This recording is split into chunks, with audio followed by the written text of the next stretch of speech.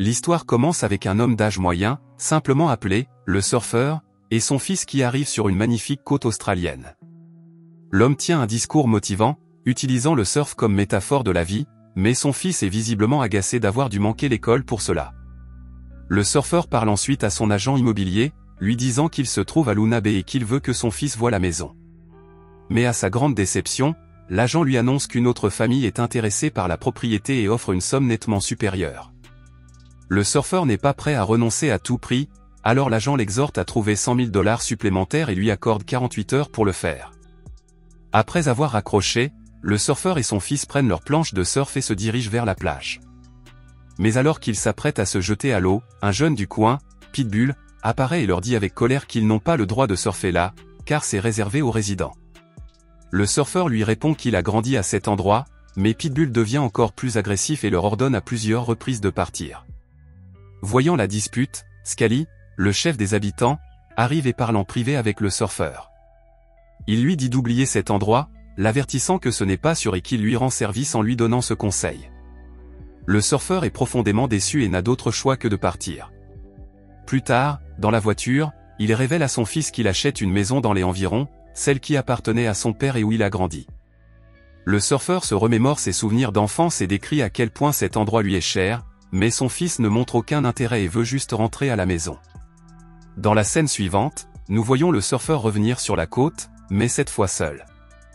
Il appelle son agent immobilier et lui demande de toute urgence plus d'argent, car le prix de la maison qu'il voulait acheter a augmenté. L'agent lui suggère d'acheter un autre bien immobilier, mais le surfeur refuse d'abandonner et affirme avoir travaillé toute sa vie pour revenir ici. Peu après, un vieux sans-abri, appelé Ben, apparaît et remet au surfeur un avis de recherche pour son chien disparu. Ce dernier lui dit qu'il n'est pas du coin et qu'il n'a pas vu le chien, alors le vieil homme se contente de lui conseiller de faire attention dans ce quartier. Quelques instants plus tard, le surfeur remarque plusieurs jeunes du coin qui s'approchent du clochard et le harcèlent. Il frappe le vieil homme tout en se moquant de lui et en riant. Cela met le surfeur très mal à l'aise, et les jeunes ne manquent pas l'occasion de l'insulter également avant de partir. Plus tard dans la soirée, le surfeur est assis seul dans sa voiture lorsqu'il reçoit un appel de sa femme, dont il est séparé. Elle lui demande où il se trouve et il lui avoue avec enthousiasme qu'il est venu acheter son ancienne maison, qui est enfin en vente. Mais sa femme, indifférente, l'exhorte à signer rapidement les papiers du divorce, lui révélant qu'elle est sur le point de se marier avec son petit ami et qu'elle est enceinte. La nouvelle frappe l'homme comme un coup de poing dans le ventre, mais il essaie de cacher sa déception. Quelque temps plus tard, le surfeur remarque des adolescents du coin qui arrivent à la plage pour faire la fête. Peu après, un livreur arrive avec des piles de pizza pour les fêtards et le surfeur en commande une.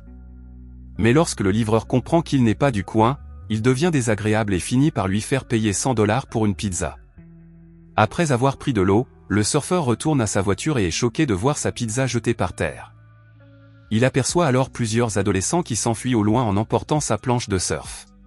Retour à sa voiture, il appelle immédiatement la police locale pour signaler le vol et l'agression. Le lendemain matin, il est réveillé en sursaut par un policier. Le surfeur explique rapidement ce qui s'est passé la nuit précédente et suggère d'affronter ensemble ces voyous. Cependant, le policier lui dit soudainement de rester là et qu'il va parler avec eux tout seul. Après le départ du policier, le surfeur, méfiant, s'approche du clochard et lui demande de lui prêter ses jumelles. Le vieil homme lui demande en échange ses lunettes de soleil coûteuses, que le surfeur lui remet à contre-cœur. Plus tard, le surfeur utilise les jumelles pour scruter la plage et se rend compte que le policier est en fait un ami de Scally. Le clochard lui apprend que le grand-père de Scally a volé une grande partie des terres de la région et que le fils du fonds fiduciaire se comporte désormais comme s'il était le roi des lieux. Le clochard révèle également que son fils, Jay, surfait autrefois dans les environs et montre un collier avec une dent de requin qu'il a gagné lors d'une compétition de surf. Mais la bande de Scally l'a capturé et il est sûr qu'ils ont aussi tué son chien. Après avoir entendu tout cela, le surfeur est stupéfait et se précipite sur la plage, où il voit sa planche de surf accrochée à la cabane de Scally. Il la réclame, mais le policier insiste de manière inattendue en affirmant que la planche appartient à Scally et qu'elle est là depuis toujours. Le surfeur tente de protester, mais le policier lui ordonne de retourner à sa voiture et de l'attendre. Plus tard, le surfeur confronte le policier au sujet du harcèlement des voyous du quartier, y compris leur consommation de drogues illégales. Mais le policier révèle que la famille de Scally a investi beaucoup d'argent dans cette communauté et que, s'il veut se défouler de temps en temps, il peut le faire. Le policier ordonne alors au surfeur de cesser de déranger les habitants et de partir immédiatement. Après le départ du policier, le surfeur se dirige vers les toilettes voisines, où il pose son manteau et enlève ses chaussures. Il entre ensuite dans les toilettes pour faire ses besoins, mais remarque soudain la présence de quelqu'un à l'extérieur. Pensant qu'il s'agit des voyous, il se cache rapidement, mais ce n'est que le clochard. En sortant des toilettes, le surfeur constate avec frustration que le clochard lui a volé son manteau et ses chaussures et s'est enfui. Il sort et remarque les jeunes du quartier qui écrivent des insultes sur sa voiture. Alors qu'il les réprimande avec colère, il marche accidentellement sur des morceaux de verre et se blesse aux pieds. Les jeunes s'enfuient, tandis que le surfeur retourne à sa voiture et panse rapidement sa blessure. Sa frustration grandit lorsqu'il se rend compte que la batterie de sa voiture est également à plat. Quelque temps plus tard, le surfeur se rend dans un magasin voisin pour acheter un café, mais lorsqu'il essaie de payer, son téléphone s'éteint soudainement. Il demande au propriétaire du magasin de le recharger et promet de payer plus tard, mais l'homme lui demande sa montre en gage. Le surfeur, stupéfait, explique que son téléphone est déjà un gage et que sa montre est un cadeau de son père. Alors qu'il retourne à sa voiture, un autre habitant du quartier lui renverse intentionnellement son café au visage et l'insulte. Peu après, le surfeur retourne au magasin, mais découvre qu'il est fermé, ce qui l'inquiète. Heureusement, il trouve une pièce dans sa voiture et l'utilise pour appeler sa société financière depuis une cabine téléphonique. Il laisse un message à son courtier, lui demandant de le rappeler depuis cette cabine pour plus d'informations. Ce soir-là, le surfeur se rend à la plage et jette un œil dans la cabane, où Scully est en train d'accomplir un rituel semblable à celui d'une secte pour accueillir Blondie dans sa tribu.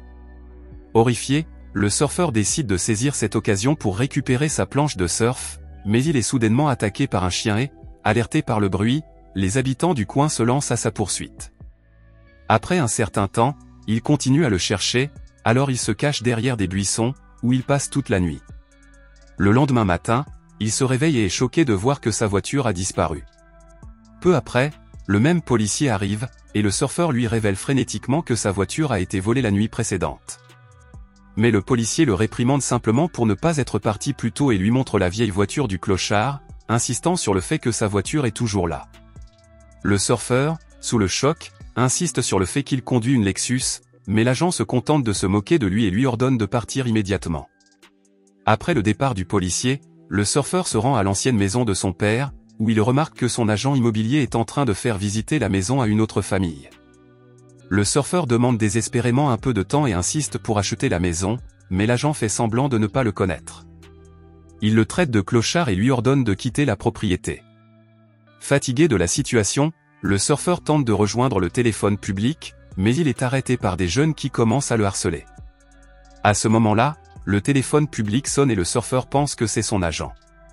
Mais les voyous acceptent de le laisser passer seulement s'il leur donne sa bague, alors le surfeur est obligé d'obéir. Malheureusement, lorsqu'il arrive au téléphone public, il découvre que le combiné a été décroché et que le téléphone ne sonne pas. Cela rend le pauvre homme fou. Il se met à pleurer tandis que tout le monde autour de lui rit et se moque de son état pitoyable. Désespéré, il s'assoit dans la voiture du clochard pour se reposer, où il trouve le collier avec la dent de requin de Jay et le garde pour lui. Dans un accès de rage, le surfeur attrape un panneau et se dirige vers la plage, où il agresse Pitbull. Les deux hommes se livrent à une violente bagarre, mais le surfeur finit par l'emporter. Il blesse brutalement Pitbull et tente même de lui enfoncer la souris dans la bouche.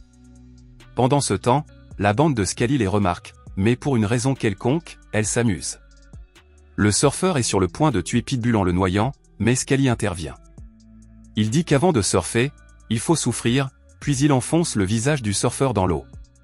Ensuite, la bande emmène le surfeur dans la cabane, où il lui injecte une drogue. L'homme est bouleversé, car il a perdu sa maison parce qu'il n'avait pas assez d'argent. Mais Scully lui dit de ne pas s'inquiéter, car Pitbull, qui est directeur de banque, va l'aider.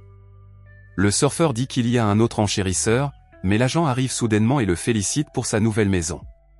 Il s'avère que Scully savait qu'il voulait la maison et que tous ces gens se moquaient de lui pour le rendre plus fort.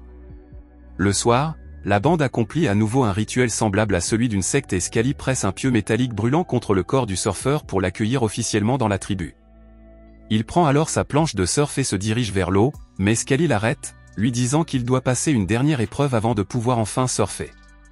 Scully l'emmène alors vers la voiture du clochard et, à sa grande surprise, lui ordonne d'y mettre le feu. Le surfeur hésite, réalisant que c'est la maison de bain et qu'il n'a rien d'autre. Mais Scully tente de le convaincre en lui disant qu'une fois qu'il aura fait cela, l'océan sera à lui et qu'il pourra s'y installer et faire tout ce qu'il veut. Les autres voyous se mettent également à crier, souffrent, et le surfeur finit par céder à la pression et met le feu à la voiture. Après cet acte brutal, Scully l'accepte enfin comme membre de la tribu, juste au moment où le fils du surfeur arrive. Scully l'informe qu'ils font désormais partie de la communauté et invite les deux hommes à aller surfer ensemble. Soudain, le clochard, qui avait disparu depuis plusieurs jours, refait surface.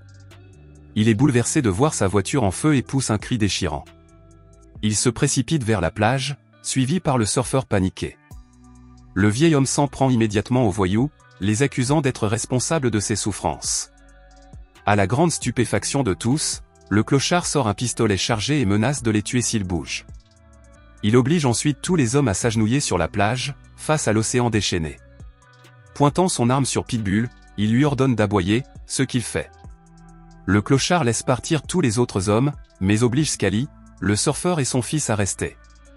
À ce moment-là, le surfeur admet avoir compris son erreur et dit qu'il a décidé de ne pas acheter la maison. Il comprend la douleur du vieil homme et le supplie de laisser au moins partir son fils. Le surfeur lui remet alors le collier avec la dent de requin de Jay et affirme que tout ce qu'il souhaite, c'est emmener son fils faire du surf. En voyant le collier, le clochard est ému et laisse enfin partir le père et le fils. Ceux-ci se précipitent immédiatement dans la mer et commencent à surfer ensemble, trouvant du réconfort dans les vagues. Pendant ce temps, le clochard appuie enfin sur la gâchette et met fin à la vie de Scully. Il se tourne ensuite vers l'océan, prend une profonde inspiration et se tire une balle. Le film se termine avec le clochard s'effondrant sans vie sur le sable, tandis que le surfeur, bouleversé, est tourmenté par le souvenir d'avoir trouvé le corps de son père échoué sur cette même plage.